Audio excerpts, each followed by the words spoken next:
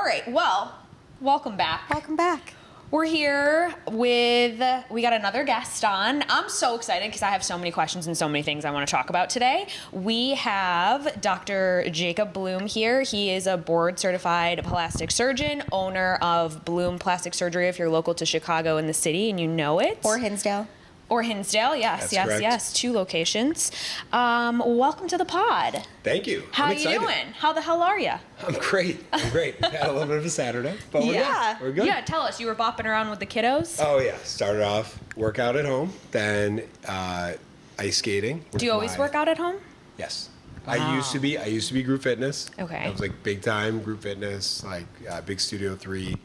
Person I used to live right next to it, and then pandemic hit. Yeah. And I recognized just the balance of like getting out of the house, and Yeah. so like bought the Peloton, bought a bunch of weights, kind of do my own boot camps in the basement. But my kids like they do it with me sometimes, and so That's it's cute. like Fun. fitness is kind of like part of life, but I miss kind of like The camaraderie. the camaraderie. Get But I it. like the Yeah. convenience. Yeah. Yeah, 1,000%. So it's a balance. Are you you're a Peloton all the way? Yeah, I mean like just because I have Who's it. your fave? So Tunde. Love Like today. that, Yeah. like her boot camps. I can't just ride though. I Yeah. have to Yeah. do something strength. But I've been starting. I'd say the last like 3 months. I do 1 yoga class a week. Nice. Just for like my body. So I did a healthy back today. Love that. Nice. I need it. My like OSHA does not like my positions of my body. So No. yeah. So Tunde. And so when she did Faces of Fitness, like that was like, Yeah. that was I think the reason I actually signed up to do that was because of Tunde. Yeah. Yeah. And I was the only one who didn't meet her. Everybody else met her. My wife met her. course, The people of that course. are like guests there. Yeah. Everybody met her, and I'm like, not me. Yeah, So, of course. It's okay.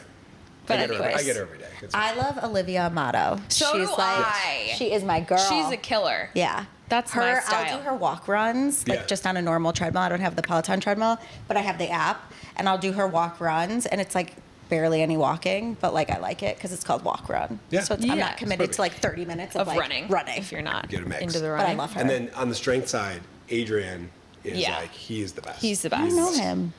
He's a monster. He's a really tall. He's bald. He's bald. Yeah. Oh, Sometimes, yeah. yes. I know who he Sometimes. is. always wears a backwards hat. So it's Yeah, hard to yeah. tell. Yeah. But yeah. He's a good one too. Like his arms are kind of like my goal. I'm not really far away, but No, you're Yeah. right there. You're No. just a few sessions away, I would say. yeah, I could maybe add my arms See, together. Olivia Amato is like my goal is like her arms. Yeah. She could like kick ass. I'm also not that far away, so here we go. We're all close. We're getting Next there. time you see us all. We're getting there. The Next time we're there. you see us all, we're just Yeah. gonna be shredded. But okay, sorry, I cut you off. Fitness this morning. Oh, fitness, then ice skating with my 4.5-year-old. Now, I don't ice skate, but she does. Are you learning? No, I'm like Bambi on ice. You do not want me. You do not want me on the ice. I will not probably be working for like a couple of months healing. But yeah, she just decided a couple months ago she wanted to learn how to ice skate, and she's like, I've never seen her more passionate about anything. So, Cute. And then we did an hour and a half of gymnastics over in kind of West Town, and then a little lunch. Here we are. What an active Busy child. kiddos. Yeah, they've done more than I've done. Yeah. Today. I mean, it's, it's Saturday. Listen, there's 2 days of the week in my house. There is, and my youngest one will say, is it a work day or is it a family day? So, that's what we cute. get in the morning because she has no idea what the calendar is. Yeah. So it's just like, is today a work day or a family day? So that's it. So we do love it. and, yeah. I mean, you got to kind of try to make sure we're present during the week too, but it's, Yeah, But but she likes hard. it. She gets like all day. Which we'll get into, being a business owner, being a dad, and balancing all of that. Definitely. So tell us a little bit about like you, what you do. How did you get into? I mean, I found out about you from someone on social media, but I've only gone to surgeons for Botox. I've never gone to just like these services or whatever Yeah. because I'm so scared of my face being fucked up. So I'm so scared. Oh, I like, know. The Yep. droopy eye and stuff. Like I'm scared. So how did you get into what you're doing? It's a good question. So, I mean, doctor, always. Don't remember a time when I didn't want to be a physician. And probably have to chalk it up to my pediatrician because, like, no doctors in the family or anything. I was just gonna say, so you were first line MD then? First line, yeah. I mean, like, my parents are great, but, like, first person in our family to graduate college, then, like, just want to be a doctor. And went thinking I was going to be a pediatrician. That was the only doctor I knew. I worked at summer camps. I worked with kids, and And it just happened that one of the parents was like, hey, I know you want to be a pediatrician, but maybe come out to us on the East Coast and like hang with us. I think you'll like plastic surgery. So I did that, and I was like, got in the operating room, and it was like just like the pupils dilated, and you're just like, oh my God, this is cool. You don't know. So She's like, I don't know. I don't know that life. That was like how I found surgery, and then I just didn't think I was a plastic surgeon. So remember, like this is early 2000s, so like no nip tuck on TV, Instagram doesn't exist. Like really, like your idea of a plastic surgeon is like from the movie like Doc Hollywood or like whatever they showed, like just someone driving up in a Ferrari and like Yes. in a 3-piece suit, and I was like, I don't think that's me. So I started looking at every other aspect of surgery, like trauma surgery, GI, ortho, and I liked it all, but I really found like I guess in plastic surgery specifically, there's no right answer. There's a lot of potentially correct answers. There's obviously certain things look and do better than others, and there's some really wrong answers, but orthopedics is like, you know, it's a good or a bad result if you're a degree this way or a degree that way. So I thought that the ability to kind of use a little bit of creativity was something that kind of spoke to me. And then the other part was that I like talking to people, and I like mixing it up with people, and it just kind of like hit all the marks. So that person and a couple other mentors just kind of like made it seem possible that I could be a plastic surgeon and still be authentically myself and not try to be what, you know, kind of like was portrayed. And what was portrayed at 20 years ago is very different than what's portrayed now, and still trying to stay in that lane of like just being authentic and offering good services. So again, it's been a journey, and I think that the hardest part is just kind of keeping that focus forward of like, hey, what do I want to represent myself as?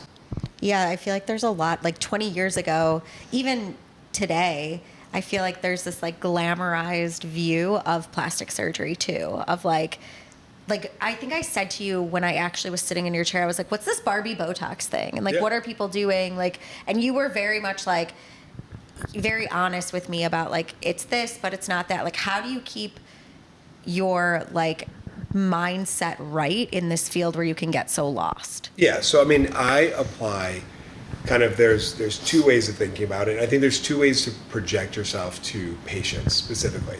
And there's, you should do this, which is the wrong answer, right? Yeah. Nobody has to do anything that I do. People are like, what do I need? I'm like, honestly, secret? Nobody needs any of this shit. Like, like nobody needs. To tell you the truth, none of us need any of it. We do. And so, No, we do. Well, let's go to the second part. And then there's the what you could do, right? But what you could do has to be matched with what the patient actually, what their goals are. Yeah. So if you come in saying this bothers me, and then I give you a list of things that you should do to improve yourself, and maybe one of those things might act on the thing that you're doing, we're probably going to strike out as a doctor-patient relationship. Or I'm going to create a monster in terms of all of the things that are now insecurities of yours that you didn't come in with. And so first thing is I apply a you could instead of you should kind of mentality. And the second thing is I respect the fact that I am standing on kind of a little bit of a platform, and I am very careful about what I look at on patients and what I say and how I react, because I never want anybody to come out of my office feeling worse about themselves, because that's a really delicate relationship. And so with everybody's own personal psyche. So I always want to make sure that we're building up, not breaking down, and meeting people where they are. And I think that like applying that focus and not getting led askew by trends and fads and all that stuff is the best way to kind of keep my head on straight. What if someone comes in and is like they want the whole 9 yards? Do you ever talk them off? A lot of times. Really? Yeah. Like if I was like, I want this, because I'm like, I want to do something about my neck. Do I need a facelift at this age? Yeah. No.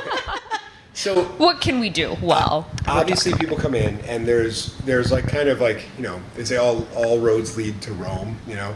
Well, there's to get to actual procedural surgery or even non-invasive stuff, a bunch of things have to line up. First, you have to like the results that the person is producing. You have to be able to afford the things that are being suggested, or go on the same maintenance schedule. You have to be able to afford the downtime that these things bring with them. Yeah. And like you have to have a trust, you have to have a rapport with the person, and so all of those things need to happen to get it to be okay.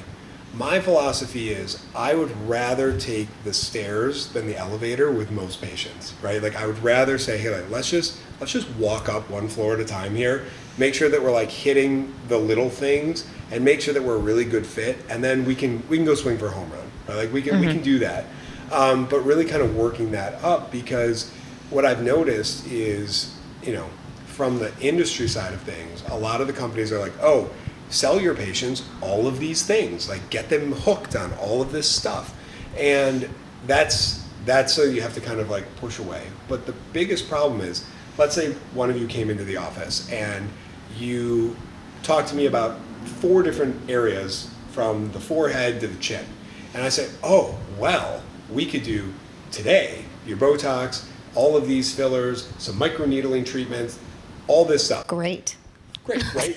No, but when you think about it, let's say we do 1 or 2 of those things spectacularly, and you actually wanted those things corrected, but then we get maybe like a B+ or a B on 2 of those other things. Well, your thought on the whole treatment is going to be brought down by those lower things. So I like to go, hey, let's get best efficacy, best ROI on what you're doing, and let's build a trusting rapport where I see how you react to the treatments, not only from a aesthetic standpoint, but like how are you processing the treatment and your maintenance and stuff, and then let's build up to it. So to me, I'd rather do the slow climb than try to get the fast grab on people, from a financial standpoint. And I think that kind of plays out, for anyone who comes in the office. Like, I'm not trying to have people like empty their purses out at the register. That's not the point. Yeah. We understand these things cost money. We understand they're a huge investment for patients. And I just want to do well by them. I want people to leave saying, hey, that was really worth it. I'm so glad I did that.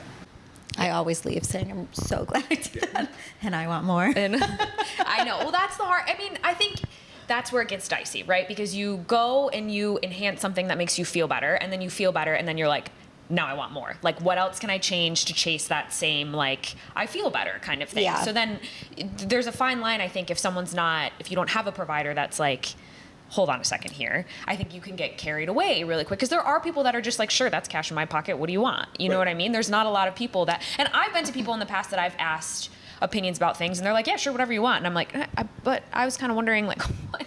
I've always gone with my mom, who's like, we're not doing that. And you were the first person I went to without my mom.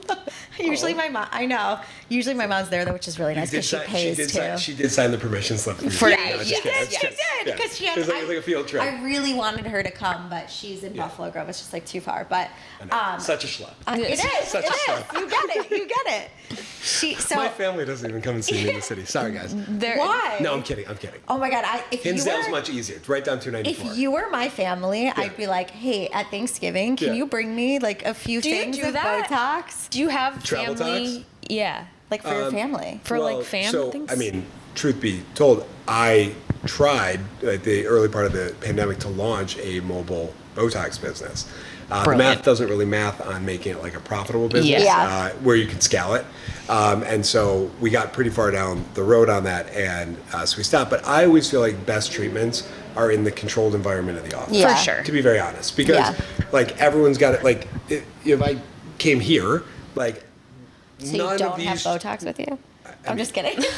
But none of these chairs are like the greatest thing for me to inject. No, so neither is this lighting situation patient or safety anything. and all that stuff. And the product, right? The product requires refrigeration. Yeah. So you need to make sure that you're maintaining that, maintaining sterility, and honest truth. And this is what might kind of shock a lot of people who use those home services. Medical malpractice does not cover any provider who leaves the office and goes and does it in someone's home. Oh, no so shit. That business, one of the biggest problems with launching it was getting these specialty insurances, which were very, very expensive. I'm sure. Yeah. And so if you are using, for anyone out there who uses these home business, ask them if their malpractice covers them for anything bad that's actually about to happen in your house. Yeah. And that's just Botox. They will never touch fillers on that. And so the Wow. crazy thing is that people are coming to your home basically without any sort of insurance coverage to do these things. And so That's scary. not only are you potentially violating some of the sterility components of things, but like if anything bad happens, you're only as good as you can sue that person for, because there's no Damn. no backup. Right, yeah. And that's like, again, not going to name names of some Yeah. of these treatment companies, but I can think of a few in my head. I know that they're most likely working on like exposed, and because I know how hard it was for us to get these specialty Yeah. insurances, and so again, it's one of those things like always safety first. Yeah. Like so, it's safety first, patient results really close second, and then everything else follows.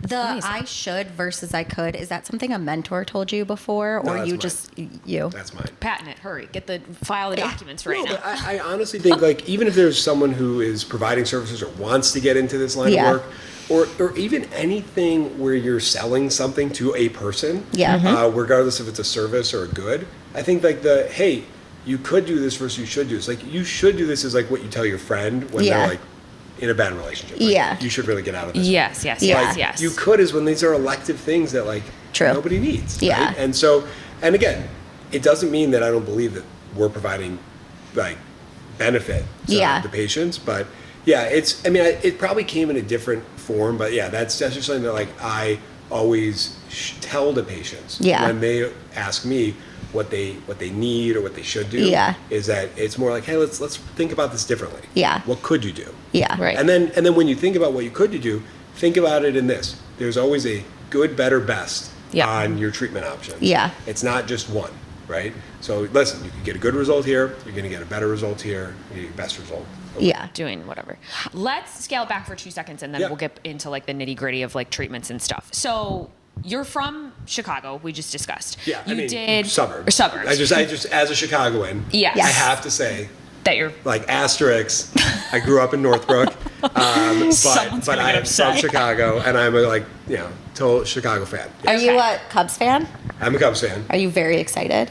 About tonight, Yeah. a little more nervous. Yeah. My husband's going. Yeah, That's how to Milwaukee, Yeah. driving up. So, I mean, truth be told, we have a school event after this, which is called, yeah.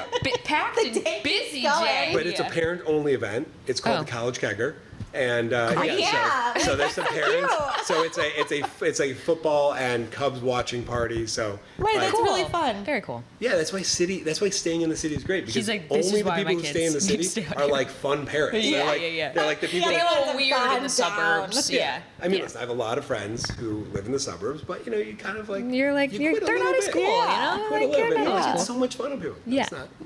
You're not going to Kegger. You did residency in upstate New York, which is so funny because I came to you for treatment and we were having small Referred talk. by Yes. me. Referred by Jordan, which Just I saying. think I got 2 points, so we don't need to. Get those alley points. You got some. No. You from get me. Bloom. You get Perks Bloom points. Oh, points. fuck yes. Yeah. Every You're welcome. referral. I don't want to turn this into an You can. infomercial. We'll do it at the end. We'll do it. I'll let you pump it at the end. But we were like making small talk, and you were like, "Oh, what do you do for a living?" And I was Yeah. like, "Oh, I'm a nurse and blah, blah, blah." We went on this whole thing, and it turns out you did your residency where I used to work at home at Strong Memorial Hospital, which is just Crazy. like the craziest, smallest I know. world situation of all time. Yeah. On like frequently on a vascular unit directly across the hall from where I was all the time. So Yeah. it's just like totally weird. But we missed each other by like time. Time, Because I yeah. was done there in 2013 and you were done there. You started there. I started in 13 or 14. No. I was a couple years after that. 2017, Yeah. maybe? Yeah. Right? I don't know. So we did miss each other. But still, just like Same weird. Small world. Weird. Yes. So then you made your way back here after that? Yes. So residency was 5 years. Yep. So from med school, got into a plastic surgery residency. I mean, again, as an aside, for going to upstate New York, I knew nothing about Rochester. Yeah, there's nothing to know. And I was Minimal facts necessary. 26 and single, and I was like, oh, I think like I was living in Chicago, and I was like, I think You're my like, I'm gonna life- die I think here. my life is gonna be over. So it was like, you have to go to Wegmans, and I was Yes, like, what's Wegmans? Is a cool restaurant? They're like, It's a grocery the store. grocery store, and I was like. All right, so the best thing where I'm about to go move, single and 26. You're like, is I'm gonna be so the grocery alone store. forever. That being said, Wegmans is probably the best grocery store of all time. It And really anytime is. I'm up there, like my in-laws drive in from upstate New York, and I'm like, I give them a shopping list of the things that like so they don't You forget got it. to Yeah. have it. Oh, yeah. I have my essentials. But yeah, so I went to Rochester and met my wife on that vascular floor my first day of residency, and then went to Boston for a fellowship. So I was Okay, in yeah. basically every residency in Boston, except for a few, are like all Harvard related. Yes. So I went to Harvard for a year, and then after that, I took my first job back in Chicago, and so that was 2014. We got married, like kind of leading into that, and yeah, so I came here. I worked for somebody for 2 years, and we won't go into details of that, but it encouraged me to start my own business. Your own, Yeah. yeah. And so yeah, jumped out of that dumpster fire, and then started my own business, and we've been here ever since. Did you think when you were in residency that you would ever own your I own? was literally thinking that same question. Great I minds. swear. Or were you like not even on the radar at all? So I mean, yeah, I had no business acumen, no desire to like start my own practice. But in Rochester, so there's Strong Memorial Hospital, and then there's Rochester General Hospital, which is up the road.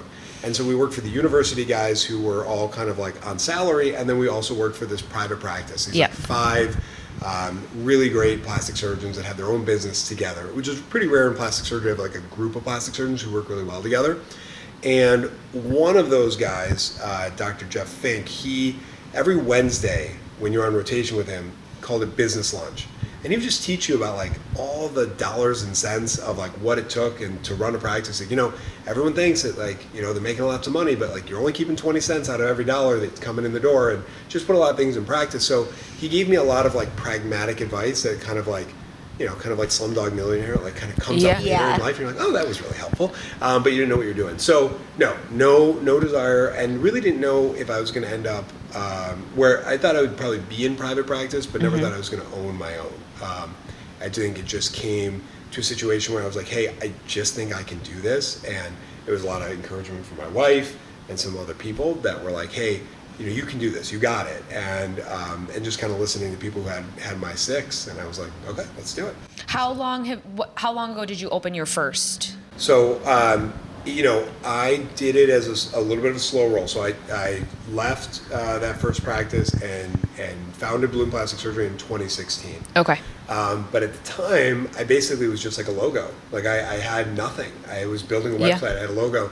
I was looking to sublease space from somebody, and just so happens, just like one of those, like, the world opens up. I resigned one day saying I'm just going to figure it out, and I knew I had some lead time, a couple months to find a spot. And the next morning I was up, like emailing my attorney because I was so nervous. Like, what did I just do? Yeah. And I'm like drinking coffee at 6 in the morning, and I got a phone call from someone in a dermatology group that was like, hey, I heard that you might be leaving your practice. I was like, oh, well, yeah, I gave notice Yeah. yesterday. And, Actually, I Word am. travels. they're like, we're looking for a plastic surgeon to help out in some of our offices. And I was like, okay, tell me more. And so, long story short, I started working with a dermatology group here in Chicago. And so I was able to market myself, but I was able to kind of build up slowly using referrals and using some of their platforms and their benefit structures and stuff. So basically, the reason I bring that up is I never had to say yes to a surgery to pay rent, right? Right. I was able to just grow and say yes to the people that were good candidates and do it ethically, knowing that I had some support through some of the insurance-based stuff. And as the practice grew, I was able to kind of subtract some of that until, around 2020, I was just like, okay, we're going fully independent. So the first 4 years of practice, I worked kind of in different roles, like a W-2, then an independent contractor. And then at 2020 and on, it was just all me and move forward. So I opened this first office in 2018. And my first place that I subleased was a podiatry office. That's so crazy. Yeah, Really? Toenail Town, as we call it. And Toenail so, like, humble beginnings. Growing Yeah, a plastic surgery 1000%. practice, renting from a Starts in podiatrist. Toenail Town. Yeah, but again, I think it's one of those things that like I'm very proud of like looking Yeah, back. as you like, should be. How far we've come from that, and knowing that I have 2 of my key employees who are still with me from those first days. So How do you feel like what have you learned from opening up your own space? I know that's like a vast question because you're Yeah. probably like, oh my gosh, so much. But like going from somebody who's like, I've been a part of a group for so long, and then to be like, wait, now I'm my own boss, and this was never anything that like I thought I would do. So I think becoming your own boss, again, anyone who's an entrepreneur knows, like, it's the best gift you give yourself because of the fact that, like, you know that all the blood, all the sweat, all the tears, like, it's for you, it's for your family, Yeah. it's for like your future, and you're not like splitting dollars, like in terms of like, hey, I'm doing this, but like if I leave here, I'm going to leave all this stuff on the table. You know that what you're building is for you. So that's one part of it. However, you'll never work harder than if you do it by yourself. And on top of that, like, I'm the hardest boss I've ever had to myself. Yeah. Right? Sure. Like, and because I'm like, hey, like, you know, it's that grit of like, hey, like, just, you know, go a little harder, push a little fat, like push, you got this, break through, keep your confidence, all that kind of stuff. So I think that like that whole build is, you know, I guess the thing that I learned is that it gets harder, not easier. But I was a little bit, when I started, I knew what I needed to be a good doctor and what a good practice feels like when you walk in terms of like being ethical, being organized, being on time. What I didn't understand was how to run a business that supported the medical practice. And so when I recognized those things, I joined a business group, and I had a business coach, and I was in that for the last 5 years. I just stepped away this spring, and just like-minded small business owners, speakers every month, like issue processing, ton of reading, lots of kind of advice, you know, meet with my coach once a month. And that really allowed me to like really get a hold of it where, again, it just creates more oxygen for you so you just don't feel like you're drowning. Yeah, I think that's key because I work in a medical industry as well, and I noticed that like the doctors are like, you're not a business owner, you're a doctor. Yeah. And so there's a lot to learn on the business side because it's not like you went to business school or entrepreneurship school or whatever. Right. You went to doctor school, like whatever it's called. Medical school. Yeah, medical. But yeah, Clearly I'm not on the medical side. And outside of like what I got in residency, those business lunches, there was no discussion of it. Yeah. Right. No discussion of how to look at like a P&L, like a profit and loss sheet.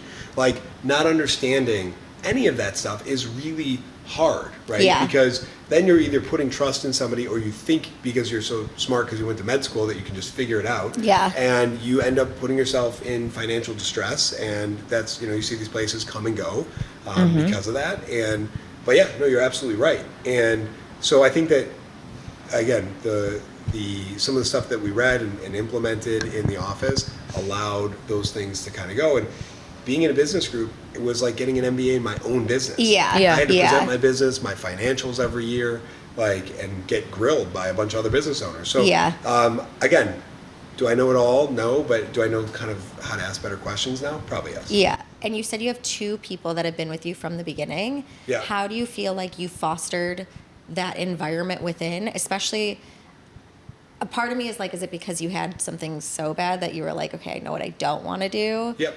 But that's key because I feel like in the medical field, at least from what I've seen and where I am, there's a lot of turnover. So Yeah. And listen, we have turnover too. Yeah, right? of And then course. for a couple different, some of it is intentional, and some of it is, it's like programmed, and some of it is not, right? So again, I would say that we ask a lot of the people who work for us. But when we get the right people with the right grit and determination, like we teach you how to be a good employee. We teach you things that you'll take out of the office. But yeah, I recognized how we were treating people at the place that I worked with was not what I wanted. And I had this kind of pie in the sky thought that, I'll have people that work for me for 50 years and then they'll move out. This is not how the world works. Yeah. But I think that we've created space, and again, like, yes, I've had 2 people working for me for almost 8 to 10 years, but I have people now who they're just phenomenal at what they do, whether it's managing the staff or just owning their own area of the office, just watching people's growth patterns. But the part that's intentional is that we take a lot of people who want to go to med school or want to go to PA school. And I want them to, we have staff members who are now in medical school that started with us as a medical assistant. speaking of the people that you work for and how they've worked for you so long, I want to know, because I feel like this is such a pressing question for people that are trying to move into aesthetic space, Yep. that it is like one of the hardest worlds to get into. A lot of places want you to have experience, and then people are like, well, how do I get experience? And some people consider trainings, let's talk like strictly injectable type things, or treatments that aren't surgical in nature that you need actual like MD credentials for, Yes. let's say. What do you look for when you hire people? And like what, after you answer, two-part question. So what do you look for? And then what would you suggest for someone who's like trying to like move into the field, steps that they take to kind of get there? Yeah, so I think that like one of the best things I did with hiring is stop being involved. Okay. Okay. Great. Like, and it's not that I don't know everyone that we're bringing on and I don't Sure. see their resumes, but I am such a glass overflowingly full. Like, oh my God, you're great. You should work here. Like, this is great. Like, and they're like, no. Yeah, like, She's like, actually, they she's suck. a serial killer. She should I have think worked that here. one of the best things that I've done is create a system where I have a COO who runs our operations, and I have a staff manager who runs our staff, and they work together on some of the hiring stuff. Obviously, like I'm kind of like third vote. And they report upwards to me, and I will report down on like things I'm seeing on the ground in terms of development of them. But I think the best thing I did was remove myself from the situation because Okay, good to know. I am very trusting, and I'm not skeptical enough in many situations. But I think that when you look at just success in the part of the injector or in the esthetician roles or in those provider roles, I think that the part that is the hardest to figure out when it comes to an interview and hiring somebody is someone's like their mentality and how hungry they are to actually build their own thing. Because as a provider, I mean, like we have a good, mail list, we have incoming leads. However, like they're coming in mostly for me. Like I haven't built like a brand of like Let Us Entertain You, where you're just Yeah. like, oh, I could probably go to any Let Us Entertain You restaurant and it'll be pretty good. Yeah, Like, it'll be yeah, pretty good. yeah. This is like I'm going there because I was referred here, and like unless we qualify everybody and they actually have the skills, like we may lose the trust on that patient gain, like somebody coming in. So we have to so I can only give so many people to providers as a business. And we don't do a lot of advertising to like just get in as many people as possible and feed it. These are earned referrals in most cases. And so you really need to have like an internal motor that you're like, hey, I'm going to use this platform that I'm being given and I'm going to build upwards, right? Not just expecting I'm coming in or they're just going to give me everything I want. And that hunter mentality of like kind of sales where you're going and looking for it is very different than like just farming, right? Yeah. Like, Yeah. hey, I'm just going to show up and I'm just going to like farm what they give me and I'll just try to keep that. But what I coach anybody as long as you keep one more patient than you lose every week, every month, like over time, even if you don't want to be very aggressive at going to find people, like as long as you have upward growth where you're maintaining your clientele and not losing them, then you're fine. So Yeah. I think consistent results, the people who want like the quick kind of success, they got to hustle, right? Yeah. People who are willing to have more gradual build, they can do it their own style. Just kind of how I built my business was not Yeah. like a forced thing. It was just to go slow. So for people who are looking to get into the business, yes, you have to have some requisite training, right? You have to have, again, some people will pay and do these courses. Some are better than others. That's what I was going to say. Are there things that you think are good, or like courses, or do you think people should get a mentor, or like what's your... So so I think that the courses are great because they're going to give you some very good basics when it comes to anatomy. You're going to kind of like get like the right up the middle. This is like the recommended. What I've learned in our office, just going through a couple iterations of it, is that when somebody comes on to inject in our practice, I teach them exactly the way that I do it. Sure. Yeah. And it's like you're basically learning my method, which is, slightly off center from like what everybody does, which I think, again, I don't think I have like a magic injection technique. I think it really comes like how we make the margarita and put it in. I think that there's just some things there that make a difference. But that way, if you called the office and said, hey, I want to come in and see Bloom, and they're like, well, you can see this other provider and they're at this rate, but they do Dr. Bloom's techniques, you're like, oh, well, maybe get a discount and get the same result. That's great. Yeah. So consistency in the treatment for me is like, no matter what you come in, whatever knowledge, I am really a strong believer at present that like, if you're going to work for us, you're going to represent the brand, we're going to do exactly the same way. But I think those courses are really great. And in Chicago, we have like two of the better trainers on a national level. One's here in West Loop, Rana Canali at the Confidence Bar. And the other one is Amy Martin, who runs a program out in Hinsdale. And again, I have no problem putting them out there because they're really good and they have good staff who train. But I think that you have to align you end up wanting to align yourself with who you're going to work for. So you have to be willing that you're not coming in with a head full of knowledge and a head full of steam.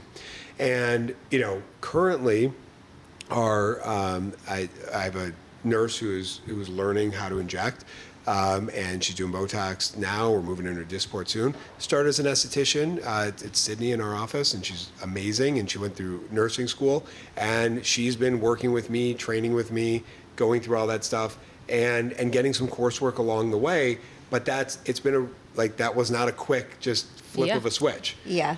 And I think there's a little bit of gamble on the people who would leave a nursing field and jump into this. Mm-hmm. And the other thing too is there's so much competition out there. Yeah. And there's so many opportunities for people to get into situations where they're not being supervised properly or they're not covered by their insurance like we were talking about before. So I think it's a coveted job just because the good ones are hard to get to. Okay. So 2 practices, you've stepped away from managing your staff, but have a whole set of staff. You have a family, you're doing your own thing. How the heck are you balancing all of the stuff? First is that I really like what I do. Okay. I really like what I do. Like I get like energy just by doing what I do on a daily basis. And so that's, I think, the first thing. Like I don't go, I got to go to work. Yeah. Never a day, right?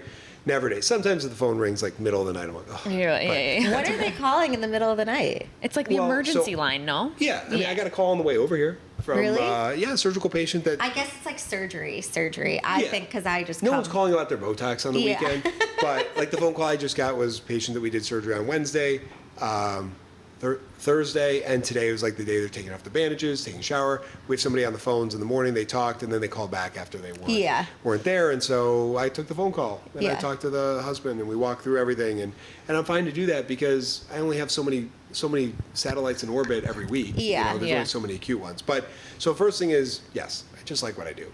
That's a big part about it. I've developed a huge passion for the business side of things and recognizing that like the more you invest in your infrastructure, the more like just peace of mind you get. And I think have the benefit of that, like every year we've seen growth and I am a huge believer in positive momentum. Regardless of the obstacles that you hit, you're like, okay, it's an obstacle, but we're still growing, we're still moving forward. And so I think that like just having like a good energy helps kind of blast through it all. And like we have fun at home. There's music always going, dance parties every night. Like do your 2 daughters? 2 daughters. Do they understand what you do? They do. And actually coming here today, I was like, you know what? I'm gonna ask them a couple questions because I don't know. Yeah. And I said, what do you think I do every day? They're like, well, you cut people open and you boss people around. And I was like, That's what I do. And then I asked them, I said, hey, does anybody ever talk to you that's not in this family about what I do?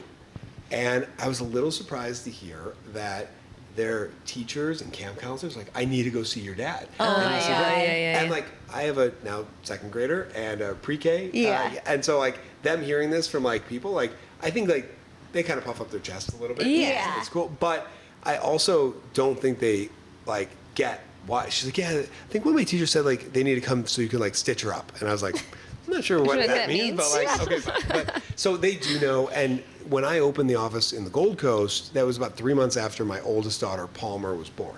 And so she's like grown that name, up Palmer. we have Palmer, we have Lennox, because we need two. Cute. Like, we couldn't have just like a basic name You after couldn't Palmer. have Palmer and Sarah. Yeah, exactly. So we have Palmer and Lennox. And so Lennox goes by Lenny until recently. She said at 16 she was going to switch it to Lennox, but then at 4.5 she was like, I'm Lennox. She's now. like, I'm an when she went to adult now. school. Yeah. I'm Lennox Bloom. So, Love it. Cute. And so, anyway, we opened the office when Palmer was born, like 3 months in. And so, like, I remember our open house that we did, like, she was like, we were doing the gift bags, and she's like on like doing tummy time, like on the rug. Yeah. And so they've both grown up in the office, and like, you know, yeah, my phone rings on the weekend. Like, sometimes, you know, someone needs to be stitched up or something, and you know, we do that as a service, and so they'll come with me, and you know, they know how to set up a tray, they know to get the ice bags. That's so cute. If I can give you a story on an aside, I'll tell you one. But Okay. I had a little girl, and about a year older than my oldest, and she was very nervous. Just the mom and me and the daughter, and my wife was, I think, out of town, and so I had both girls in the office. And usually they'll like pretend to be secretary or whatever, but they could tell this girl's nervous, and they came, and my daughter like is holding her hand, like to like make her feel better. So sweet. And then my daughter Palmer disappears, and she comes back with a breast implant. She puts it in her hand, and the girl's like, "This is squishy. What is this?" And she goes, "That's a boobie." And so everybody has a laugh, and then my girls giggle and they run out of the room, and they come back with armfuls of breast implants. And I'm suturing this girl, like I'm actively stitching, and they bury her in breast implants, like as if she's at the beach, and they're covering her in Oh sand. my gosh. And I mean, the most impressive, they didn't violate the sterile field, like they kept it going.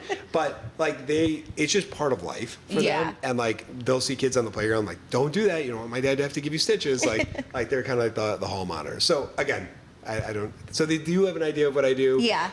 They probably know more than they should. Yeah. Our Are they vocabularies. ever like, I want to do this when I grow up? Or not? We're not quite there. So I think that they both have. I mean, both. My wife and I are in healthcare. Healthcare, yeah. We both have that kind of like caretaker gene, whatever that is, and so both of my girls have it. I think if my youngest one went into medicine, she'd probably be a veterinarian if I had to guess right now. Yeah. And my oldest one, while she has it, neither of them seem like they might want to be a physician, but who knows? Like, it could change. But, I mean, what a dream it would be if they decided to, and like, Yeah. Yeah. to work side by side. But that's not getting pushed. Yeah. How do you like balance the internal confidence with two girls, like when you're also doing something for another woman who's like, I want Botox or a facelift or whatever, because that's going to make me feel more confident. Like, I know they're so young too. Yeah, I know, but it's definitely something that you think about, right? Yeah. And listen, the questions now, or what they're hearing now, like, it's only going to change. Yeah. When they get into high school, or like, I know that we're going to have a lot of interesting conversations, and hopefully their self-image will be rooted in more how they feel about themselves than what they see. But Yeah. you see it come through, whether they recognize that they have leg hair for the first time, Yeah. or Yeah. something. It's like we had those conversations, or someone says something on the playground. It's like, it's tough, right? And Yeah. so I think that's something that like we'll figure it out when we get there. One. But two, I think that if you go back to what we talked about at the very beginning, that kind of should and could, right? Like, why did people get their nails done, or their hair cut, or why do they get a spray tan? It's because they're doing these things not typically for other people, but it's like, hey, this is basic hygiene. Like, you're just doing it because it's part of like the daily thing. And to be very honest, in the last 20 years, a lot of the plastic surgery stuff is no longer taboo. Botox is essentially almost like as commoditized as like going and getting your hair cut, or your hair colored, or your nails done, or putting makeup on. Like, it's kind of ubiquitous. So I think that, like, yes, people do that to take care of themselves, but they're not doing it because they have to do it to look a certain way. And I think that, both my wife and I have a strong kind of like internal confidence about who we are. And I think if we can just pass that on to the kids of like being an individual and being themselves, we'll work through the rest of it. Yeah. But yeah, I mean, I think that, it's everywhere. Again, we haven't talked social media and like that pressure, but I can't imagine what they're in for in the next couple of years, as they grow up. Has social media changed the asks that have come in your door? Yeah. Yes, I think so. So like when I started getting interested in plastic surgery like early 2000s, in residency 2008. So this all predates all internet Everything stuff outside of like Google, right? Yeah. And so typically the doctor was like the gatekeeper of the trend, right? Maybe a celebrity would pop up with this or that. People magazine would be like, did they, didn't they? Like it was like all that stuff, and so people would get an idea, but like it was mostly like, well, I'll go to the plastic surgeon and find it out, right? Yeah. And I'll go do my discovery there. Now you have armchair experts everywhere. Yeah. And there's so much just things that are just not true. They're not safe, and people are seeing things and doing things at home or going places because they believe it's the next best thing or someone said it. And the asks are different. The questions are different because people are getting a lot of information thrown at them. And as soon as you start receiving any of that information, you receive 10 times of it. So like if you go looking for something about a new injectable, all you're going to see that week is that new injectable. And so I think that like people come in and they're like, well, I this is everywhere. It's like, no, this is in your algorithm. Being served to you. This is being served. This is what you're seeing in your meal. Yeah. Like because you went and you opened up Pandora's box. Yeah. And so that stuff is tough, which is why I think whether it's me or anybody else, you need someone who is going to help you filter through some of that. So that way you're not getting taken advantage of. Right. Yeah, I think it's pretty crazy. I mean, even in the fitness world, people are taking advice from like some random person, and you're literally like, they're not certified, their form is horrible, like what are you doing? But then you got like everybody just doing these random things from what they see on the internet. Yeah. And again, like there is a huge like kind of there's a power that can be harnessed from having that kind of platform. Yeah. But unfortunately, like I don't think it's all working in our favor all the time. No, it's I definitely think not. it from two girls who have struggled with disordered eating and body image and all of that, the internet can be such a positive place, but it can literally be a place where you just like get lost. And to that point of like your daughters being, very young, I don't even know what the future is going to be Yeah. I know. in terms of social media or how people gather information. Like there's just so much we don't know yet. Yeah. And there's also so much too, like AI and fake, and like you don't even know AI anymore is taking what's over real. weird. Yeah. You know? I keep seeing stuff sometimes on the internet that I have to like really look at, and I'm like, is this even a person? Like, Yeah. Is it real? Sometimes you can't even tell anymore. Like, Yeah, well, and again, even people who like constantly Facetune and do that Yes. stuff, and it's like, again, there's, I look at social media, whether it's from a business or from an influencer or from celebrities, it's the movie that somebody wants you to see. It is. It is. It's their version of what they're trying to show you. And so, again, my relationship with social media is I didn't have any of these accounts. Maybe like, I don't know, maybe like posted a picture of like French toast once on On your Instagram MySpace before. or something? Yeah, no, I never had MySpace. I was not on anything. Wow. I downloaded Instagram like when it came out in maybe 2013, and like honestly would like put a food picture up like Yeah. And you're like, it this is cool. It wasn't until I was in Chicago as a plastic surgeon that the person who helps with our internet stuff was like, or with the website stuff was like, hey, you need social media presence, and I was like, okay, fine. Yeah. And so, I outsource all of it. I don't really love being in it, on it. I use it as a backstop, meaning like, hey, someone has to come. If someone has heard of us, they need to come here and be able to see like, hey, this is What a you legit do. place. Yeah. But I really have tried to stay out of the trap of like, this is so much fun, like talking Yeah. about things, but like creating and curating content. It's like tough. we talk about It's balance. exhausting. To me, I find no joy in that. Yeah. Yeah. And I would just take away from the people who I care about the And most, the which is joy family. of doing what you do. Yeah. What's your favorite like procedure to perform? Or it could be injectable. No, I mean, as a surgeon, I love being in the operating room.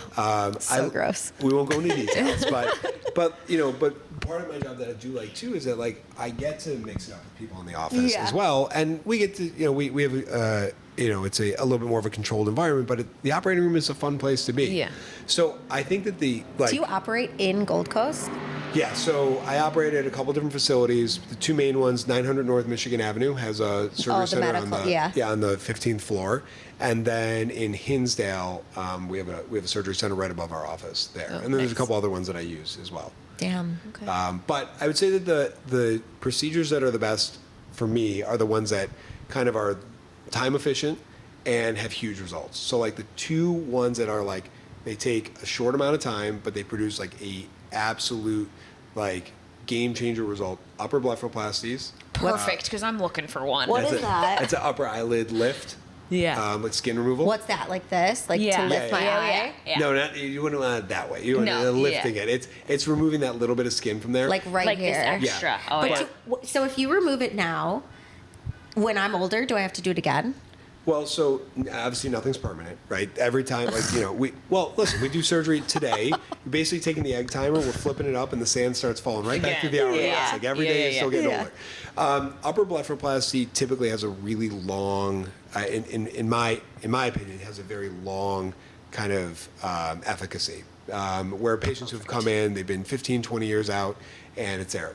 But when you think about the upper eyelid, you got to think of a couple things. So your eyebrow is kind of like a mover and shaker here. So your forehead gets a little bit longer over time, and so when that comes down, it's like if you roll up your sleeve, like it's all the same material, but it kind of got scrunched up. Yeah. So as your brow drops, which is why we don't want to do that with Botox either, Yes. it starts to get a little bit heavier. Yeah. And then there's excess skin that happens. Listen, all the cosmetics you put on there, sun damage, allergies. Think about blowing up a balloon, letting it come down, blowing up a balloon, letting it come down. So the skin does stretch and it thins out over time. Sucks. And then people have an unfortunate condition where they have something called ptosis. You guys don't have Yes. it, but it's where the garage door doesn't go all the way up. The muscle doesn't go up. So you have to kind of, in a consult, I got to figure out which pieces we need to fix.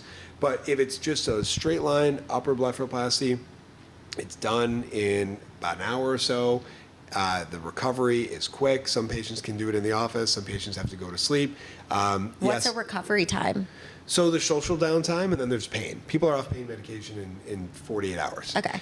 Social downtime, I quote 3 weeks. Any facial surgery, 3 weeks. Because, What does that mean? Like you can't do anything? Well, it depends. Some people wear it like a badge of honor. Like they wear. Socially, like Socially, you like you got some okay. bruising. Yes. Okay, I say got social it. downtime because, like, listen, some people wear their I bruise. thought you meant like you can't work out, like you can't do anything because. Well, yeah. So we have a graduated plan for Yeah. everybody, but like it's pretty much no strenuous exercise week 1, and then we kind of graduate you through a whole process of things. But social downtime meaning 50% of your bruising is going away in week 1, 80% week 2. 90% of your swelling is gone by week 3, but all the bruising should be. And again, people look pretty good at this point, but you know, again, some people wear their bruising and their swelling, and whether it's an injectable, like their big old Louis Vuitton duffel bag, like they Yeah. want everybody to see it. Yeah. That's not necessarily my patients, Yeah. but like I know that there are patients out there that show it. So, but I always quote, hey, listen, don't do anything where you're like going on vacation, taking family photos. You know, you're not like, and if people are planning for weddings and stuff, I really time them out way in Way advance ahead, so they can yeah. actually see the best result, not just like the immediate result, Yeah. because it keeps getting better. So that would be that would be my kind of like quick hit on the face that I love, and then breast augmentation has obviously taken a couple of different like turns over the years, but breast augmentation, where it's at now with kind of like small natural breasts, it's just, I mean, like patients come out of the operating room really happy, and they only get happier as things kind of settle Yeah. in. So I'll be back after babies. I already told Darius, I was like, I want a full mommy makeover after babies. you're already ready for it. No, I'm ready for it now, but like I'm like, there's no point What after babies. Those are your favorites, but what procedure would you say you do most often? I mean, those are Those are like, your- I mean, I would say that the things that we do the most, a lot of breasts and bodies. So I have Do you kind do of BBLs? so BBLs That's are a butt lift, right? That's fat transfer to the Yeah. butt. So Brazilian butt lift is fat transfer to the butt. So the big kind of like fat transfer to the butts, I was really never attracting those types of patients. We do a lot of what we call skinny BBLs, which is typically if you look where the glute medius is kind of like, it's a little deficient, people have hip dips. Well, if we're doing some liposuction around those areas, taking that, not throwing it away, processing it, and then injecting. Lipo, I'd like that too. Yeah. So I'll show you off camera. I'll show you some results of like, younger people who were like, hey, this is someone who just couldn't, they couldn't add the volume in. And now there are products that, I mean, it's going to sound a little weird, but there are products that you can basically buy fat. It's so cadaveric crazy. fat that has been completely washed of DNA, and so without even having any downtime or donor sites, people who are skinny, don't have the fat to give themselves, you can use a product, it's called Aloclay, and inject that in, and that helps kind of boost those areas, and it can be done in the office under local, not even going to the so operating room. wild. I know, So it's crazy. again, but from the convenience adds cost. So Yeah, it's yeah, always yeah. have to balance. Do you have a lot of men? So men has been an underrepresented population in For sure. plastic surgery. Over the last probably 5 to 6 years, we have a growing male population. Mostly our male patients are people who have lost a lot of weight and they're looking for skin removal surgery, or gynecomastia, so like patients who have kind of male breast development, and then male facelifts, male upper and lower blepharoplasties. Those are kind of the main ones. And then liposuction as well. So I would say that our surgical lipo. population's probably 15, maybe 20% male, but it's overwhelmingly female. Okay. Tell me what you think about the facial balancing with the filler. Give me the honest opinions, because you hear all kinds of things. People What are is like, facial balancing with filler? you're gonna learn right now. You hear like people, they go for facial balancing, and then you hear all this like negative. I've had filler, but you hear all this negative stuff, and it's like you can't get it. It's gonna migrate. It's gonna be this. It's gonna be that. Like there's no like middle of the road. It's like it's the most terrible thing you've ever done, or it's the greatest thing you've ever done. So give me the. Yeah, I would say I'm in between those two things. Okay. So again, we've talked about kind of stairs versus elevator. Yeah. The facial balancing, the first time I had ever heard of facial balancing came from the industry who makes the fillers. Okay. Right? Gotcha. Yeah. So how do you What a sell way to more sell. fillers? Fillers. Yeah. Oh, do a full facial assessment. Don't just sell it by the syringe. Okay? Gotcha. Like, okay. That's so I never like have someone come in like, let me look at your face. You're deficient here, you're deficient here, you need this, you need that. I always say, okay, what are our concerns? And then we figure out why do we have those concerns. So if someone shows me a line here, I'm like, okay, let's look at the volume above that, and let's look at the bone structure, let's look at the fat. Let's make sure that you understand that we're not just filling potholes. Like we might need to just we might need to give you volume in other places.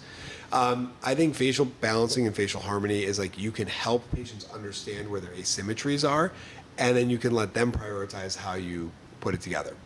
But then comes what we were talking about before with training and who's doing this. Yep. It really comes down to the archer and not the arrow. Right. Okay? Who is putting it in, what techniques they're using are really important. Okay? And yes, there's a lot of misinformation, which we've also talked about. So some people say, oh, a syringe of filler will pick up 1,000 times its weight in water.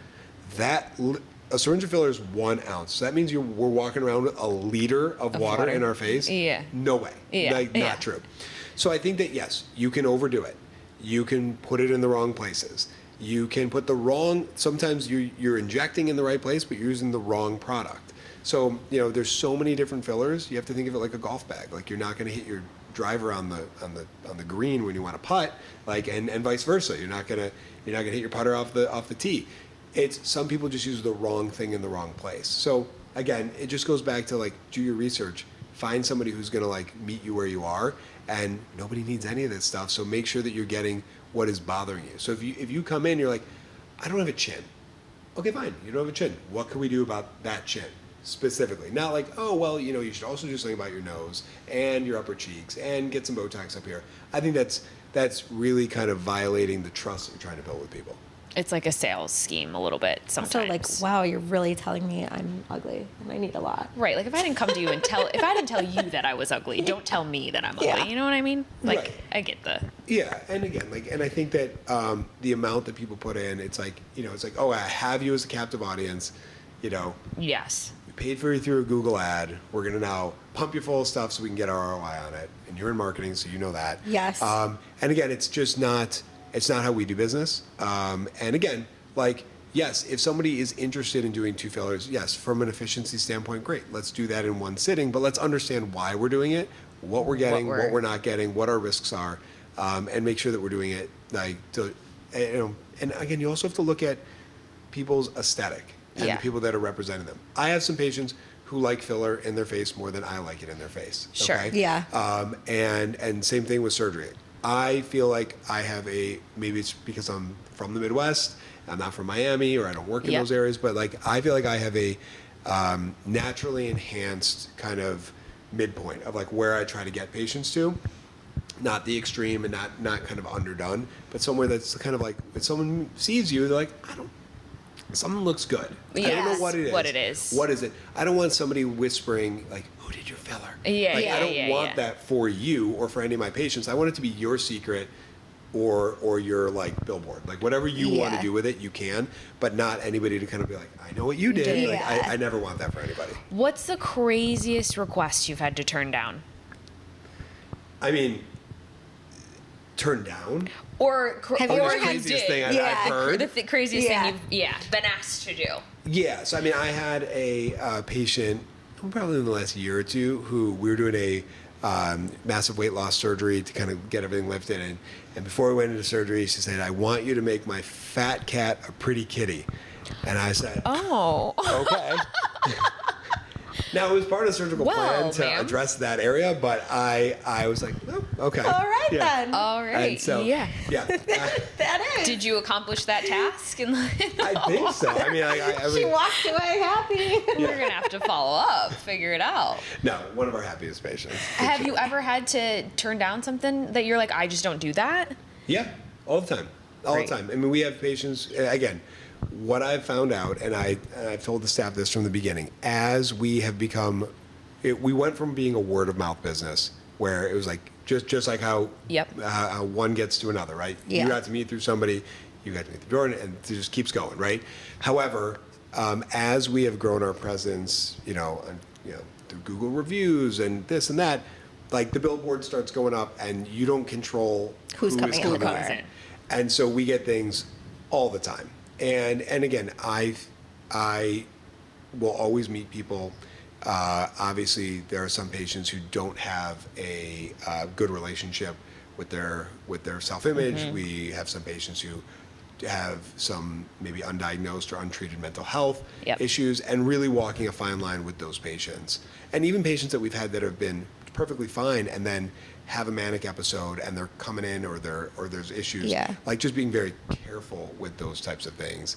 But yeah, I mean, again, it's just you have to turn things down. If you're not turning things down, you're probably not ethical. Not doing what Have should you ever be. had someone come in and be like, I want to look like a Barbie doll? Like I've seen that on Botched, where they're like, I want to look like a Barbie doll, so I want to take my skin in, I want my boobs 10 times bigger, I want a BBL, and like, whatever. So not as extreme. Yeah. Right. And again, a show like Botched, just to like they started with like a good heart. Yeah. Kind of saying like, hey, listen, there are people out there Yes. that are doing bad surgery. No, it and got to be extreme. Well, what you find out is that their casting directors were kind of like going through all the chat rooms and finding the people who are the most unhappy, most, yeah. and then recruiting them in almost like a freak show. Fuck, And, yes. and a carnival. And so that's when I was like, Yeah. like Yeah, that not doesn't so sound much. right. Yeah. That's really kind of like, I don't know. I just feel like they're absolutely taking advantage of these 100%. people to maybe promise them a free surgery. Yeah. It seemed like not a good thing.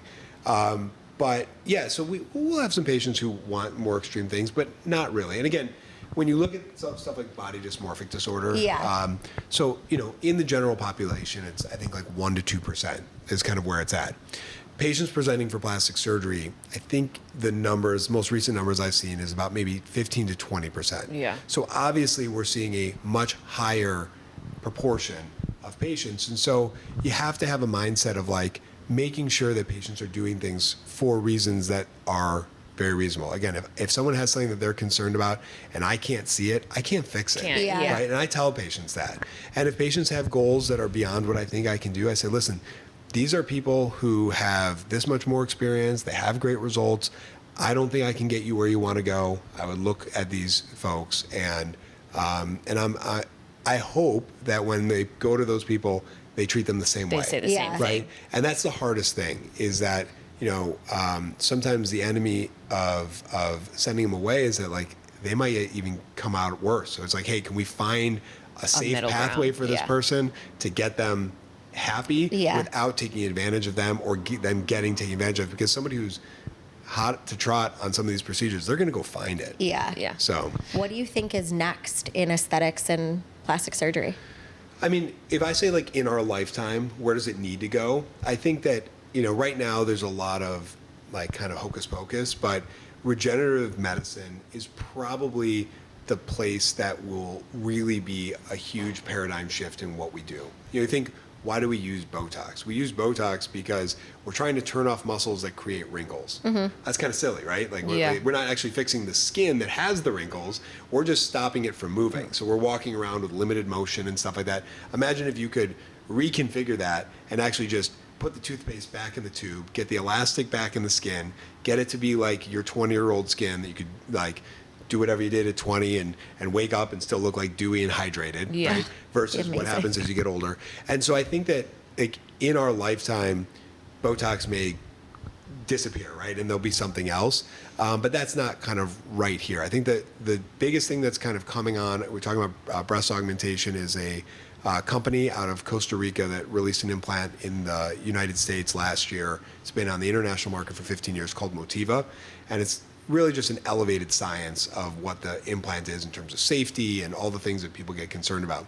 Well, they've now stepped that up, and they have a more minimally invasive technique that they've pioneered, and they're kind of, I'm in queue at some point to go down to Costa Rica to train on this, but it doesn't disrupt the breast ligaments. It puts an implant between the muscle and the breast tissue safely, and smaller implants to get nice results, and has quick recovery, not the same downtime. That is going to be a paradigm shift. They have great data right now. When that becomes mainstream, that is going to change. Patients who would never have been able to either be a candidate or consider this now may consider surgery. So that's kind of the next potential thing. You said a couple quick ones, and then I swear we'll cut you loose. Yeah. You said there's a lot of hocus pocus out there. What are absolutely nots for you in the space of? So I don't do threading, like Okay. pedio threads. Again, when done well, they look good, but there's not a lot of lasting power there, Okay. right? So like, you're going to spend a small fortune, and it's going to last half a year, maybe 9 months, and it's not like it's not leaving scar tissue behind that's going to affect other procedures. So I've never found the worth it button for patients, so I've never offered it. Okay. So that's a no for me. That's a big absolutely not. What's a absolutely yes for you? Absolutely yes. Obviously, like daily skincare, whatever, wherever you find it. Are Whatever. you a daily skincare, like must be medical grade, or you're okay with like CVS pharmacy? So I was CVS pharmacy until we carried medical grade. Yeah. Like I said, when I had access to it, I started using it. And so, but I don't have like a 12-step regimen. I probably should. But I'm like religious on the cleansers and the toners and the moisturizers. But I'm, I don't know if you've ever heard of the phrase, the cobbler's kid has no shoes. Yes, no, maybe so. So basically, like someone who's making shoes, like their kids have no shoes. Have no shoes. Yeah. Yes, So like, yes. I have all these things in my office, but I'm like the last person to go get the Botox because I feel Yeah. bad keeping people after. Like, oh, give me a Diamond Glow facial. I got some stuff in my pores. Like, Yeah. I just Yeah, unless yeah, someone's yeah. like, hey, come on, let's go. Yeah. Like, I'm not the one who's like, come on, guys, I need it. Yeah. Yeah. Oh my So God. the thing is, I'm not as good at. My wife is excellent at getting her self-care, and she takes full advantage. But yeah, medical grade skincare has the advantages of having higher potency of the active ingredients that you need, less preservatives because we're not mass producing and keeping it shelf stable. Typically cleaner, depending on the brand, but there's a lot of overlap between them, and I think that you can really. And Sydney in our office has been great about this, Yeah. is that she doesn't like take all your stuff and just dump it into the garbage. She's like, what are you using? What do you like? What's your must? Let's figure out what your skin needs. What are you missing in this? Or what might you just upgrade one product? And then when you get through those other ones, let's reevaluate and see if we're going to maybe slide something in its place, Yeah. but not like change everything at once. Yeah, sure. Okay, great. Red light therapy, yay or nay? Neutral. Really? Yeah, again, the data's not there. I like data. I We're like big to red light mask girls. Yeah, we that's are. great though. But see, the thing is, I think the things to think about when you're using any home energy device is like whether it's a laser that you're going in to get, or like home laser hair removal. Not going to work. Why? You don't have enough power Yeah. to do what Yeah. you need.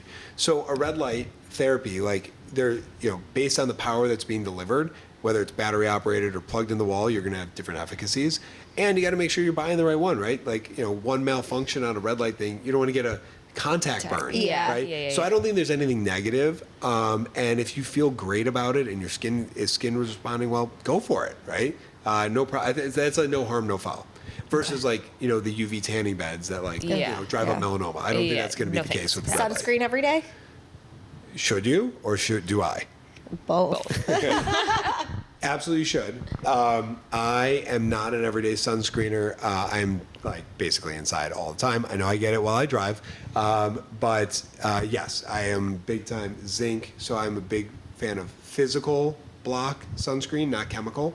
So you got to make sure that you have zinc, titanium bromide, oxide, all those things in there you need. But you got to find sunscreens that work for you and make sure that you're reapplying. What do you think about Korean skincare? I mean, they've always been on the cutting edge of everything. If you look at their pageants, every face is the same. They do things at an extreme level. The question is, what's in there? What's safe? What's not? But again, I think that they've always pushed the envelope coming out of Korea. So I mean, they're onto something. But We're also big Korean skincare girls. Yeah. Yeah, I think as long as you're buying it from places that are reputable and safe, is great. I just again, I don't know how they check what's in there and what is safe with the ingredients, but I don't know that much about what they're doing. Yeah. I follow the trends. So what's next for Bloom Plastic Surgery? Yeah. Good question. So we have a couple of kind of technology things in the office coming in. So we've always used a system for photos, but now we're putting in 2 professional photo studios this week just to make sure. Cool. Again, there's a lot of before and afters I don't post because I feel like the lighting wasn't off. I don't think it represents the work. Sure. It just doesn't show it the way that it should. So that'll just create better uniformity.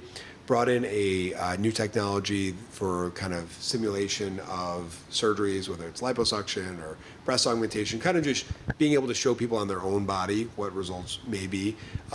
Again, we do a lot of before and after kind of show and tell, but this just helps see what's on your body.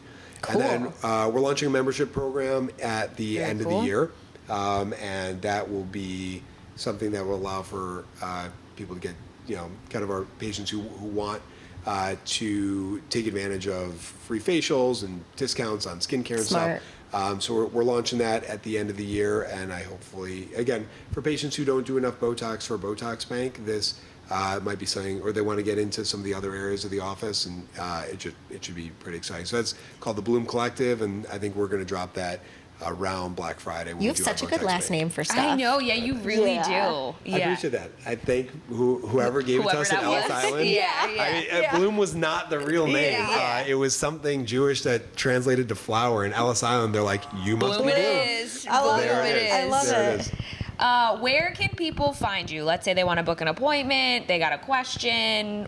Give us again your locations and then how to best schedule with you. Yeah, so it's bloomplasticsurgery.com. It's Dr. Bloom Plastic Surgery on Instagram. I've been trying to get the Bloom Plastic Surgery from this guy in Australia. He won't give it up.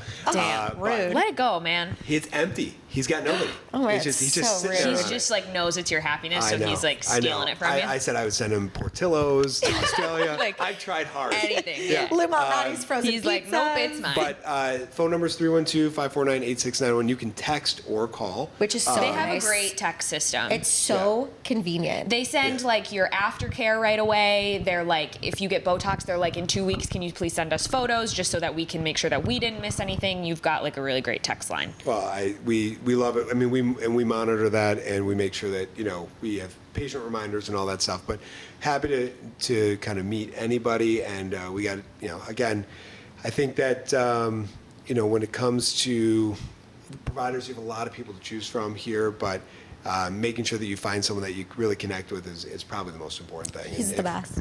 Yeah. We both go there. We do. I've transitioned. Well, thank you so much for coming on. Oh my God, it's my pleasure. Yeah. We No, appreciate this you has been a so blast. much. Yes. Yes. And I'm like, how's my face moving? I know. Well, hopefully- honestly, you know what? I will say, just to speak to the credibility, because I said I was going to pump you at the end. I went for an appointment a couple months ago. You weren't available, so I saw Meg, Yep. correct? And I was like, yeah, you know, I don't know. Should I switch to Dysport, blah, blah? And she was like, sister, you shouldn't be here right now because there's nothing for me to inject in your face. And I was like, well, I'm here though. So like, what do you think we could? And she was like, well, like, here's what I'm willing to do. So like, that was an example of me showing up being like, put some stuff in my face. And she was like, hold on a second. She's like, you were just here. She's like, I don't think you should be here. And I was like, oh, okay, great. Sounds good. And Taylor was like, now I can't even move my forehead. She was like, just so you know, like, I'm just going to do like a sprinkle. And she's like, your forehead's going to feel very heavy. And I was like, that's fine. Great. Love that. And then a couple days later, I was like, oh my God. I was like, now I see what she's talking about. It does feel heavy. But well, I mean, that makes me, it's a great amount of feedback for us because, again, it's always when you're not looking that you want to make sure that everything is still going the way. yeah, no, that it she is, was but- very like, you should not be here. And I was like, okay. And she's Taylor's like, you're still going to she's do a like, little. we don't want to see you again for like 4 more months. And I was like, you got it, sister.